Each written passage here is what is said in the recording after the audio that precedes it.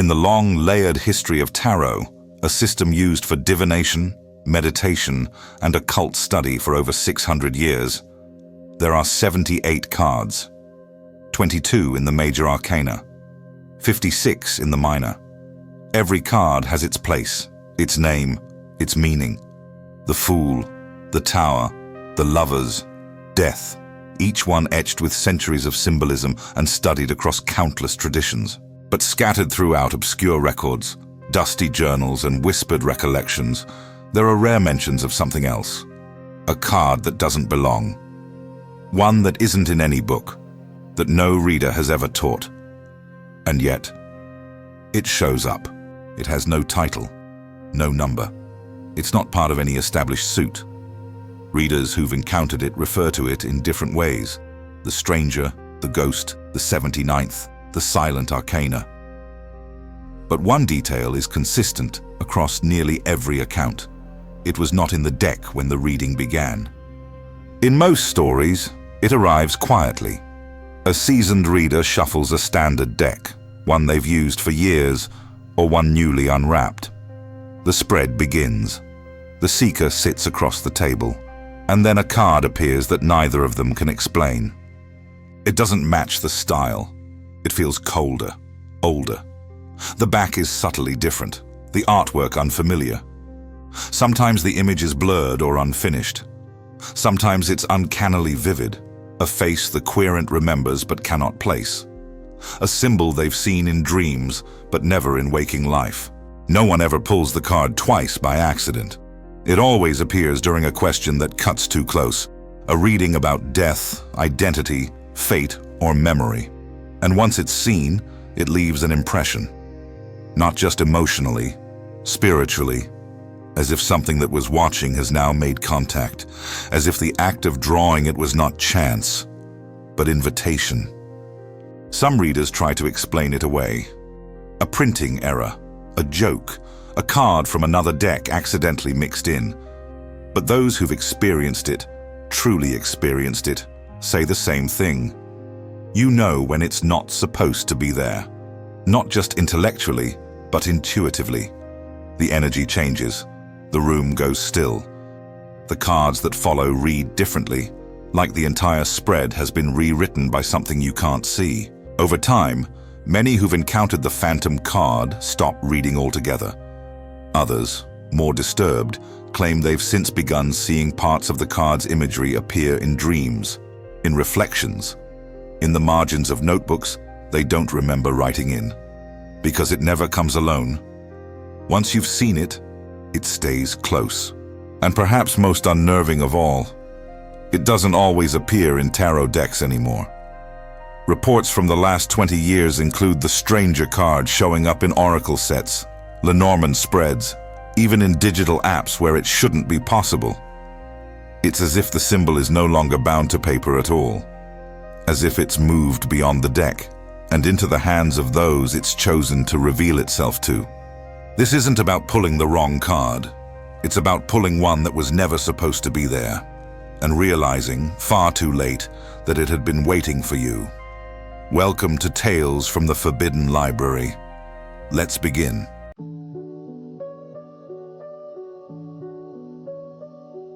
The first known mention of what would come to be called the Stranger card dates back to 1496 in the marginal notes of a Milanese monk named Raffaele Grimaldi. Grimaldi was no occultist. He worked as a transcriber of religious texts, but in a strange footnote beside an unrelated passage, he wrote, "She drew one more than should have been, a card without name. She wept, though none understood why." No further explanation is offered, but historians later tied this note to an event recorded in the same monastery's confession logs. A local woman who reported, in a state of distress, that a card had shown her her own grave, with her name already carved into the stone. She died a week later. The next known appearance wouldn't surface until over 200 years later, in Prague. A Romani cartomancer named Ilona Sveda reportedly refused to perform readings during the spring months after a series of clients drew what she described as la carta dietro il velo, the card behind the veil. According to a preserved page from her travel notes, the card never looked the same twice. Some saw it as a cracked mask, others as a forest burning silently in the snow. What alarmed her most, however, was not the card itself, but the response of those who saw it. "They stop asking questions," she wrote. "They say it showed them something they can't unsee. And then they begin to act like they've already lived what's to come." During the height of the occult revival in the late 1800s, the mysterious card began to surface more frequently, though rarely by name. A French esotericist, Émile Calvet, referred cryptically to le 23e arcane, celui que no one should pull. In his personal writings, he described a woman who encountered the card during a reading meant to uncover the source of a haunting. The card she drew showed a child with its back turned, standing before a mirror with no reflection. She screamed, not at the image itself, but at what she claimed to remember as the image shifted. A face she had once seen in her sleep as a child. A dream she had forgotten until the moment she laid eyes on the card. Throughout the 20th century, as tarot became more commercialized, the stranger card went underground. Not because it disappeared, but because it began showing up in places it wasn't supposed to. Collectors reported finding extra cards in antique decks, even sealed ones. A woman in London claimed she found a card tucked into the pages of an old occult encyclopedia, though she'd never owned a tarot deck. In 1971, a reader in Buenos Aires described pulling a blank card during a client's session, completely white, except for a thin silver line etched down the center. The next day, she was found standing in front of a mirror, reciting names no one recognized.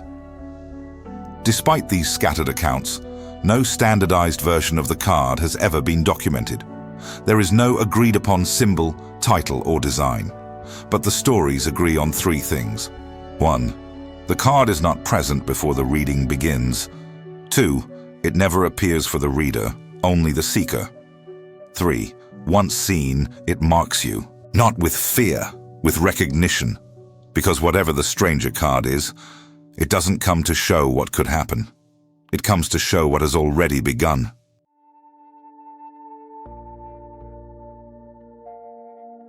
The most unsettling feature of the stranger card isn't how it appears. It's how it changes, not between decks, between people. Across centuries of whispered reports, one detail surfaces again and again. No two individuals ever describe the card the same way. And yet each one reacts to it with a kind of familiarity that defies logic. It feels, they say, like the card is showing something they already know, something buried so deeply in their psyche that it bypasses language and lands directly in the bones. In one case from the 1920s, an American reader named Adeline Morris claimed the card appeared as a staircase descending into water. But the longer she looked, the more she realized the water wasn't water at all. It was hair. Her own, long and tangled, as it had been when she was young. The staircase, she later said, looked identical to the one in her grandmother's house, a place she had not visited since the day of a traumatic incident she claimed to have repressed. After seeing the card, she began waking each night at the same hour, standing in her hallway, barefoot and confused. Another report from Kyoto in 1987 described the card as depicting a lantern held aloft in a forest of ash. But the man who drew it, a school teacher with no history of spiritual belief, saw something else. Not just the lantern, but a figure behind it, something tall, indistinct, standing in the smoke, waiting. He claimed that in the days following the reading, people began finishing his sentences. Not once or twice, constantly. Friends, strangers, even recordings. As if the card hadn't predicted his future, it had bled into it. Symbolism in tarot is usually designed to be read by the seeker. Archetypes, images, and signs meant to guide the unconscious mind into recognition. But the stranger card appears to reverse that dynamic. It doesn't present a symbol. It reflects one, pulled directly from the subconscious of the person who sees it. And it changes as their understanding of it deepens. What first appears as a landscape becomes a moment. What first appears as an object becomes a memory. Some readers report seeing the image move as they look at it, the sun setting in the background, or a figure turning slowly toward them.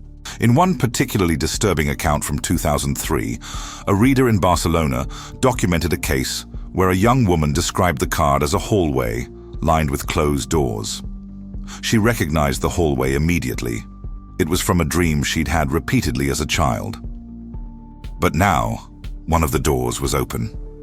And inside she saw herself sitting, older, smiling, with a black envelope in her lap.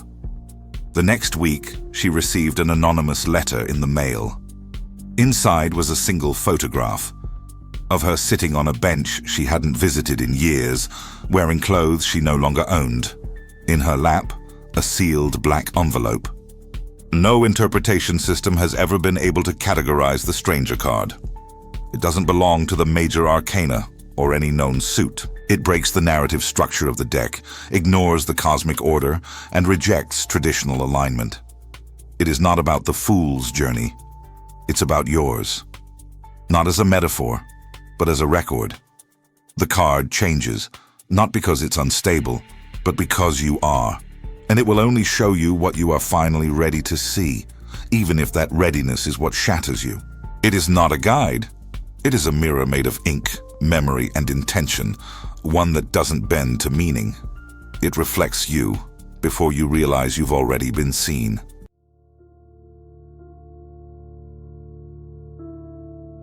In every accepted form of tarot, the core principle is this: the cards reveal possibility. They don't seal fate.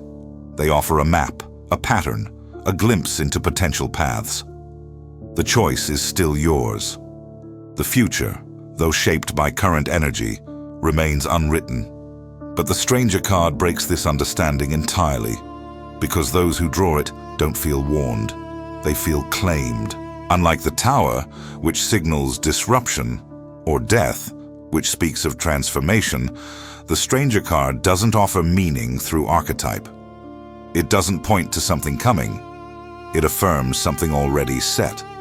And more disturbingly, those who encounter it begin to feel their lives bending, not in response to the card, but as if in accordance with it. As if the drawing of the card wasn't the beginning of a change, but the final confirmation of something that had long been written. There are reports of people drawing the card and experiencing false memories, moments that never happened, but feel real. Dreams of events they later confuse with actual history. An Italian man in 1995 claimed the card he pulled showed a crumbling wall with a phrase etched into it in Latin. He wrote the phrase down, thinking it nonsense. 3 weeks later, during a work trip to Spain, he turned a corner in a quiet alley and found the wall, the same as in the image, with the phrase already there. Weathered, as if it had been waiting. In another case, a Canadian woman who had never touched tarot before attended a reading for fun. When the stranger card appeared, she saw herself standing in the middle of a winter field, barefoot, holding a lit match. She couldn't explain the image.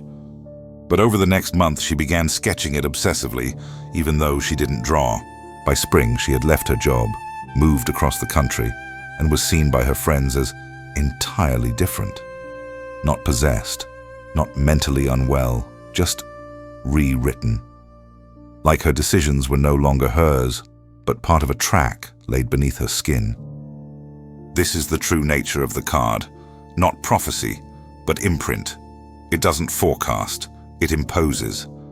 Those who see it often describe a feeling that their free will has narrowed, not by force, but by design. Their actions begin to feel inevitable. People they haven't met yet begin to speak to them with a strange familiarity. They find themselves drawn to places they've never been, but somehow know. Alleys, doorways, intersections that feel like déjà vu stretched into physical space. One occult researcher described it best in 2011. The stranger card is not a message, it's a correction. You've already wandered off the path. The card doesn't guide you forward. It puts you back where you were always supposed to be. That theory aligns with growing reports that the card doesn't merely alter perception, it anchors you to a timeline. Not the one you want. The one that was waiting the moment you forgot who you were meant to become. And perhaps that's why so many refuse to speak of it. Because the truth isn't that the card reveals fate. It reminds you you never had a choice. Only the illusion of one. Until it was time to remember. You don't draw the card draws you.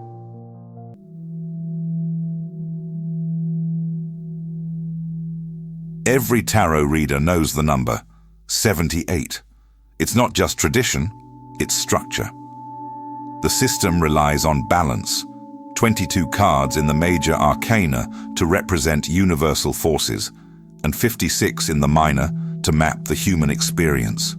It is precise, intentional, complete. And yet, hidden in the footnotes of rare grimoires, whispered in old cartomancer circles, and passed between readers who've seen more than they'll ever admit, there is one quiet belief. The deck is always missing one card. It's not a misprint or a manufacturing flaw. It's not something left out by accident.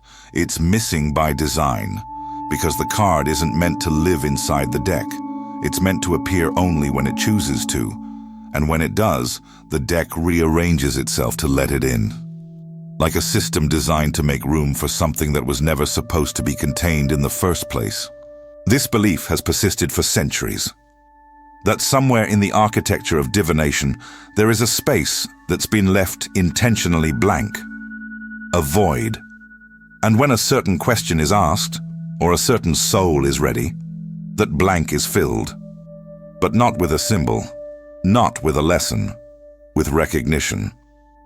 The stranger card doesn't tell you something new. It shows you something you've forgotten you were meant to become. And once it reveals itself to you, you may begin to feel that you were the thing that was missing. From your life, from your path, from your own understanding of self. People describe the days after encountering the card as strange, hollow, and charged. You look at familiar things and they feel staged. You question whether a choice you just made was ever truly yours. You feel watched, not in fear, but in acknowledgement. Like the card is still present, like the moment never ended.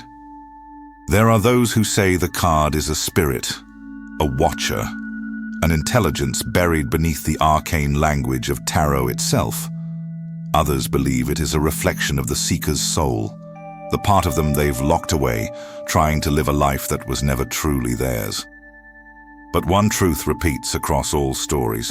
Once you've seen it, you are never quite the same. And the card never needs to return, because now it's in you.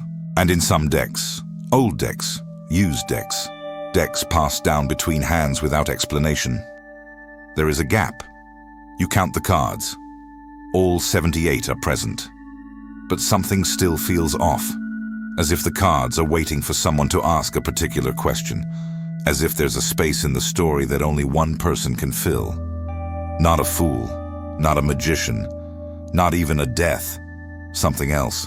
So if you've ever pulled a card you couldn't find in any book, if you've seen an image you were certain wasn't there before, if something has been moving in the margins of your readings, waiting for the right moment to show its face, then maybe you weren't just reading the cards. Maybe they were reading you. And maybe now, you belong to the deck.